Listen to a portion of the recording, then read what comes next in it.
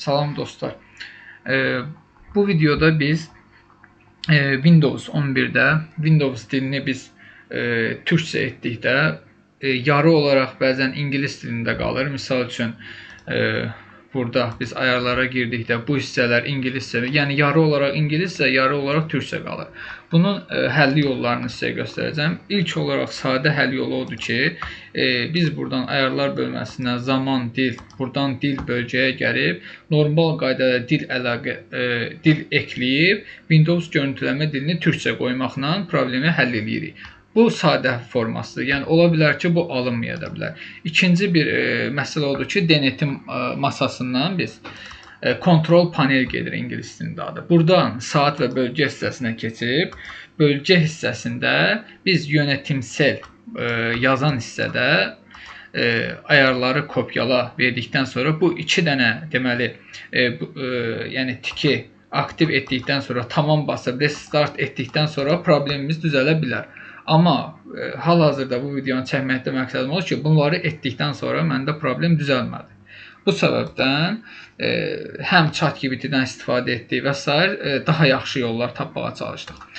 Və əsas yollardan, yəni nəticə olaraq görürsünüz, artıq hər şey türkçədir, sistem, Bluetooth cihazlar, yəni türkçə olaraq düzəlib. Bunun da yəni etməyimizin yolu belədir. Biz Windows, yəni başla start logosunun üstünə gəlib sağ tıkladıqda burada terminal yönetici, yəni admiral olaraq biz yönetici olaraq açırıq. Yəni PowerShell demək. Buradan biz asdıqdan sonra artıq biz burada artıq kodları mən yığmışam.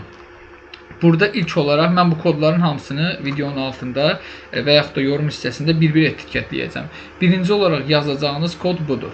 Biz bu kodu yazdıqdan sonra artıq türkçə deməli sistem özü PowerShell türkçə olaraq başlayacaq yükləməyə.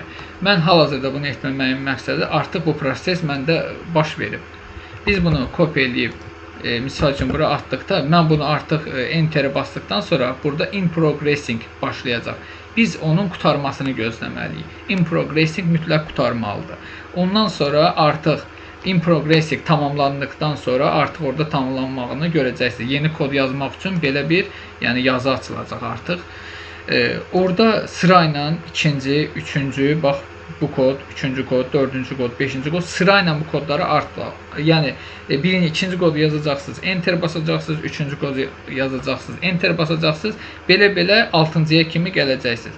Və altıncı da bitdikdən sonra artıq biz PowerShell-i normal qaydada bax belə bağladıqdan sonra biz kompüterə restart verə bilərik. Normal qaydada yenidən başlat verəndən sonra, yəni məndə proses belə oldu. Artıq türkçə dil olaraq yəni ayarlar əldə edə bildik. Yəni ayarlar artıq türkçə dil oldu. Burada yapay ChatGPT-nin önərisi odur ki, yəni sigin öz buradakı məsələn hesabından çıxa da bilərsən deyir. Amma mən hesabdan yəni çıxmadım. Sizə də yəni məsləhət görmürəm. Çünki artıq nəticə əldə etmişik çünki. Yəni bu proseslə bağlı mən özüm internetdə də araşdıranda tam bir nəticə görmədim. Yəni çox adam bundan bağlı problem yaşayır. Bunun da belə bir həll yolunu tapdığım üçün yəni sizinlə də paylaşmaq istədim. Yəni burada əsas məsələ dedim ki, başlat və başlat menüsündə sağ tıkladıqdan sonra yönetici olanı seçməlisiniz və kodları sırayla yazmalısınız. Ola bilər birinci kodu yazdıqdan sonra yəni in progressing hardasa bir 5-10 dəqiqə çəksin, onu gözləmək lazımdır, tələsməyə ehtiyac yoxdur. Sonra bunları etdikdən sonra artıq necə deyək, biz bu proses bitdikdən sonra restart verdikdən sonra artıq görəcəksiniz ki, türkçə dil ayarları düzəlib. Bundan sonra əgər dil ayarlarında sistemdə məsələn görəcəksiniz ki, məndə belə bir məsələ oldu ki, burada dil ayarlarında artıq ancaq türkçə qalmışdı. İngiliscə, məsələn, Azərbaycanda silinmişdi. Mən indi bunu təzədən, sırf bunu yükləməkdən məqsəd klaviaturada bəzən bu hərflər lazım olur deyə yüklüyürük.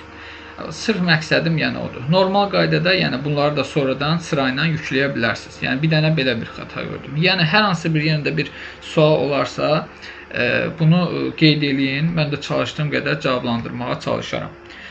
Bu videonun dedim ki, məqsədi maarifləndirmə amanslıdır. Kim ki çətinlik çəkir. Çünki mən vaxtım bu tipdə video görmədim. Ona görə də özümün çəkməyi, yəni özümə borc bildim. Oldu. dəstəyiniz üçün təşəkkür edirəm. Yəni dəstək olaraq da təbii ki bir like və abunə ola bilərsiniz. Təşəkkür edirəm. Sağ olun.